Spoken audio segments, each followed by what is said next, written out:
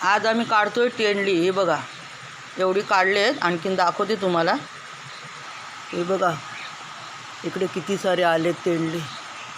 आता हे सगळे आम्ही काढतोय, कारण का काल माकड आले आणि खाऊन टाकलं आणि अर्धी तेंडली.